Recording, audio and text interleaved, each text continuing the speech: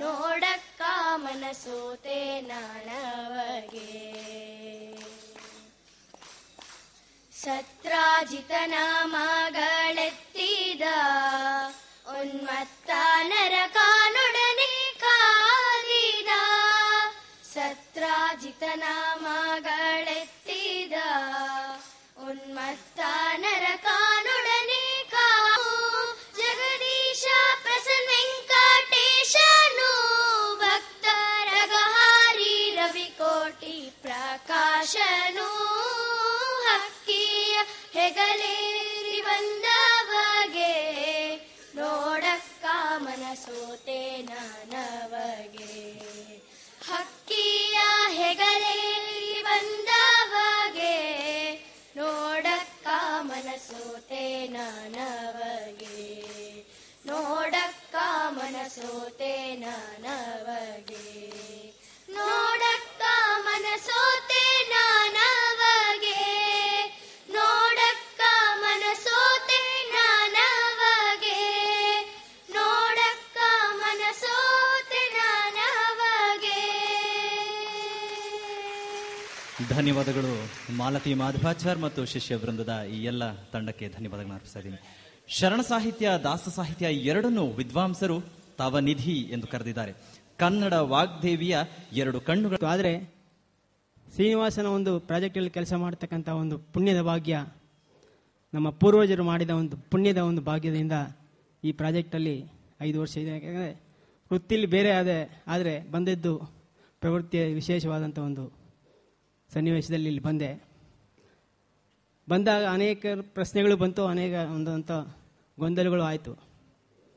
ಒಂದು ನನ್ನಲ್ಲಿ ಯಾವುದೇ ಒಂದು ಕೆಲಸ ಮಾಡಬೇಕಾದ್ರೆ ಕಮಿಟ್ಮೆಂಟ್ ಇರಬೇಕು, ಮತ್ತು ಮಾಡಿದ ಕೆಲಸಕ್ಕೆ ನಾವು ಪೂರ್ಣವಾದಂಥ ಒಂದು ಪ್ರಾಮಾಣಿಕತೆಯಿಂದ ಮಾಡಿದಾಗ ನಿಜವಾಗಲೂ ಪರಮಾತ್ಮ. ಯಾಕಂದರೆ ಏನೇ ಪೂಜೆ, ಯಾವುದೇ ಕೆಲಸ ಮಾಡಿದ್ರೆ ಅದು ಪರಮಾತ್ಮನ ಪೂಜೆ ಅಂತ ಅನುಸಂಧಾನ ಮಾಡಬೇಕು ಅಂತ ನಮ್ಮ ವಿದ್ಯಾಗುರುಗಳು ಪ್ರತಿ ಸಾಲ ಹೇಳ್ತಿದ್ರು. ಇದೇ ಪೂಜೆ ಅಂತ ಚಾಲೆಂಜಿಂಗ್ ಆಗಿ ತೊಗೊಂಡ್ವಿ. ಆಚಾರ್ಯರು ದಾಸಾಹಿತ್ಯ ಪ್ರಾಜೆಕ್ಟ್ ಬಂದಾಗ ನನ್ನ ಪರಿಚಯ ಮಾಡಿಸಿದರು. ಈಗಾಗಲೇ 5 ವರ್ಷಗಳಾಗಿದೆ. 2 ವರ್ಷ ನನ್ನ ವೃತ್ತಿ ಜೀವನದಲ್ಲಿ ಜೊತೆ ಈ ಕೆಲಸ ಮಾಡಿದೆ. ಆದರೆ ಎಲ್ಲ ಭಜನಾ ಮಂಡಳಿಗಳ ಒಂದು ಪುಣ್ಯ ಮತ್ತು ಗುರುಗಳ ಒಂದು ವಿಶೇಷ ಅನುಗ್ರಹದಿಂದ ಶ್ರೀನಿವಾಸ ತನ್ನ ಸಂಸ್ಥೆಯಲ್ಲಿ ನನ್ನೊಬ್ಬ ಸಣ್ಣ ಒಂದು ಪೋಸ್ಟ್ ಕೊಟ್ಟು ಕರ್ನಾಟಕದ ಕೋಆರ್ಡಿನೇಟರ್ ಅಂತ ಅಪಾಯಿಂಟ್ ಮಾಡಿದ್ದಕ್ಕೆ ಪೂಜ್ಯರಾದಂಥ ನಮ್ಮ ವಿಶ್ವೇಶತೀರ್ಥ ಪೇಚಾವರ ಶ್ರೀಗಳ ಒಂದು ವಿಶೇಷವಾದಂಥ ಒಂದು ಅನುಗ್ರಹದಿಂದ ನಮ್ಮ ಅಂದಿನ ಯುವ ಆದಂಥ ರಮಣಾಚಾರ್ಯರು ನನ್ನ ಅಪಾಯಿಂಟ್ಮೆಂಟ್ ಮಾಡಿದರು. ಮಾಡಿದಾಗ ಒಂದು ಮನುಷ್ಯ ಒಂದು ಜಾಗಕ್ಕೆ ಅನಿರೀಕ್ಷಿತವಾಗಿ ಬಂದು ಸೇರಿದಾಗ ಏನಾದರೂ ಒಂದು ಮಾಡಬೇಕು ಅಂತ ನನ್ನಲ್ಲಿ ಕೆಲಸಗಳು ನಡೀತಾ ಇದೆ. ಆಚಾರ್ಯ ಮಾಡಿದಂಥ ಕೆಲಸಗಳಿಗೆ ನಿಮ್ಮ ಕೈಯಲ್ಲಿ ಎಲ್ಲರ ಕೈಲೂ ಕರಪತ್ರ ಕೊಟ್ಟಿದ್ದೀವಿ. 5 ವರ್ಷದಲ್ಲಿ ನಾವು ಅನೇಕ ಕಾರ್ಯಕ್ರಮಗಳು ಹಾಕ್ಕೊಂಡಿದ್ದೀವಿ. ಅಂದರೆ 25 ವರ್ಷದಲ್ಲಿ ದಾಸಾಹಿತ್ಯ ಪ್ರಾಜೆಕ್ಟ್ ಆದ ನಂತರ 25 ವರ್ಷದ ಹಿಂದೆ ಕ್ರಾಂತಿ ಆಯ್ತಿದ್ದು. ಯಾಕಂದರೆ ಹಿಂದೂ ಧರ್ಮ ಪ್ರಚಾರಕ್ಕೆ ಅನೇಕ ಸಂಸ್ಥೆಗಳು ಹುಟ್ಟಿತು. ಆದರೆ ದೇವರು ತಂದೆ ಆದಂಥ ಒಂದು ಸಂಸ್ಥೆಯಲ್ಲಿ ತಿರುಪತಿಯಲ್ಲಿ ನೆಲೆಸಿದಾಗ ಇದಕ್ಕೆ ಮಹತ್ವ ವಿಶೇಷವಾಗಿ. ಯಾಕಂದರೆ ಇವತ್ತು ಸನಾತನ ಧರ್ಮ, ಹಿಂದೂ ಧರ್ಮಕ್ಕೆ ಯಾವುದೇ ಒಂದು ಬ್ಯಾನರ್ ಮಾಡಿದಾಗ ಅದಕ್ಕೆ ಸರ್ಕ್ಯುಲರ್ ಅಂತ ಗಲಾಟೆ ಮಾಡಿ ಏನೋ ಒಂದು ತೊಂದರೆ ಆಗುತ್ತೆ. ಆದರೆ ಶ್ರೀನಿವಾಸ ಇದೇ ಒಂದು ದೊಡ್ಡ ಒಂದು ನಮ್ಗೆ ಕೊಟ್ಟಂಥ ಅನುಗ್ರಹ. ಆಗಿನ ಒಂದು ಎಕ್ಸಿಕ್ಯೂಟಿವ್ ಆಫೀಸರ್ ಆದಂಥ ನಮ್ಮ PVR ಕೆ ಪ್ರಸಾದ್ ಈ ಒಂದು ಸಂಸ್ಥೆ ಸ್ಥಾಪನೆ ಮಾಡಿದಾಗ ಇಡೀ ನಮ್ಮ ಮಹಿಳೆಯರಲ್ಲಿ ಒಂದು ಜಾಗೃತಿ ನಡೀತು.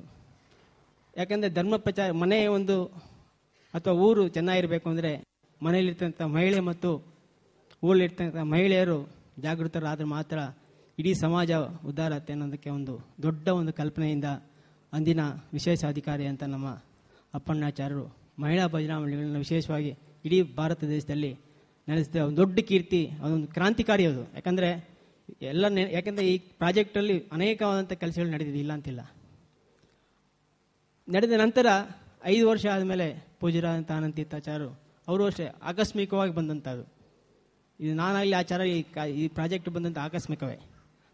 ಬಂದ ಮೇಲೆ ಅನೇಕ ಕೆಲಸಗಳು ಮಾಡಬೇಕು ಅಂತ ಒಂದು ನಮ್ಮಲ್ಲಿ ಸಮಾನಾಸ್ಕರ ಒಂದು ಮನಸ್ಸಿನಿಂದ ಅನೇಕ ಕಾರ್ಯಕ್ರಮಗಳನ್ನ ಹಮ್ಮಿಕೊಂಡ್ವಿ. ಆದರೆ ನಮಗೆ ಪ್ರಚಾರದ ಕೊರತೆ ಕಾರಣ, ಯಾಕಂದರೆ ನಮ್ಮಲ್ಲಿ ಮೀಡಿಯಾದೊಂದು, ನಮ್ಮಲ್ಲಿ ಇರ್ತಕ್ಕಂಥ ಪ್ರಚಾರದ ಕೊರತೆಯಿಂದ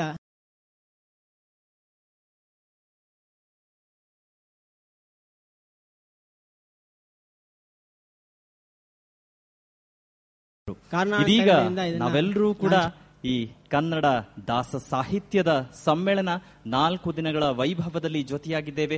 ಸಹಸ್ರ ಮಂದಿಗಳು ಮತ್ತೆ ಮತ್ತೆ ಸ್ಮರಿಸ್ತಾ ಆ 7 ಬೆಟ್ಟದೊಡೆಯ 7 ಲೋಕದೊಡೆಯನನ್ನ ನಾವೆಲ್ಲ ಏನು ಭಕ್ತಿ ಭಾವದಿಂದ ಪರಾಕಾಷ್ಠೆಯ ಪರಿಧಿಯಲ್ಲಿ ಪೂಜಿಸ್ತಾ ಇದ್ದೀವಿ. ಅದೆಲ್ಲವೂ ಕೂಡ ಮತ್ತೊಂದು ರೀತಿಯ ಸಾಕಾರವನ್ನ ಸುವರ್ಣಾಕ್ಷರಗಳಲ್ಲಿ ಇತಿಹಾಸ ಪುಟದಲ್ಲಿ ಬರೆದಿಡುವಂತಹ ಒಂದು ಸನ್ನಿವೇಶ, ಆ ಘಳಿಗೆ ಇದೀಗ ಸಜ್ಜಾಗ್ತಾ ಇದೆ. ವೇದಿಕೆಯಲ್ಲಿ ಆಸೀನರಾಗಿರುವ ಉನ್ನತ ಶಿಕ್ಷಣ ಸಚಿವರಾದ ಸನ್ಮಾನ್ಯ ಡಾಕ್ಟರ್ VS ಆಚಾರ್ಯ ಅವರ ಅಮೃತ ಹಸ್ತದಿಂದ ಇದೀಗ ಲೋಕಾರ್ಪಣೆಗೊಳ್ತಾ ಇದೆ ದಾಸ ಸಾಹಿತ್ಯ ಕುರಿತಾದಂತಹ ವೆಬ್ಸೈಟ್ ಬಿಡುಗಡೆ.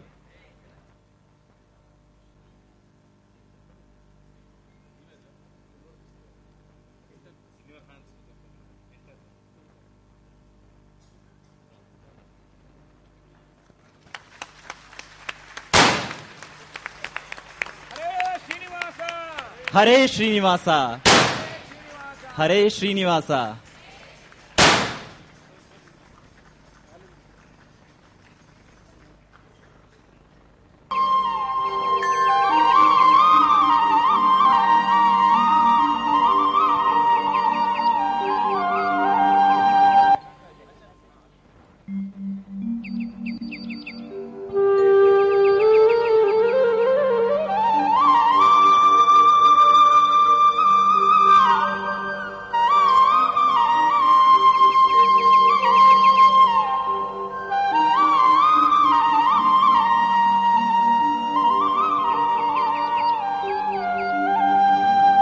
ಕನ್ನಡ ದಾಸ ಸಾಹಿತ್ಯ ವೆಬ್ಸೈಟ್ ರೂಪದಲ್ಲಿ ಹೊರಗೊಂಡಿದೆ.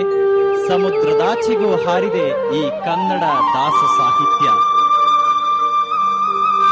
ಯಾರಿಗೆ ಯಾವ ಭಾಷೆ ಬೇಕು ಆಯ್ಕೆ ಮಾಡಿಕೊಂಡಾಗ ಅವರಿಷ್ಟಪಟ್ಟ ಭಾಷೆಗಳಲ್ಲಿ ಹರಿದಾಸ ಸಾಹಿತ್ಯದ ಸಮಗ್ರ ಮಾಹಿತಿ ನಿಮಗೆ ಲಭ್ಯವಾಗುತ್ತೆ.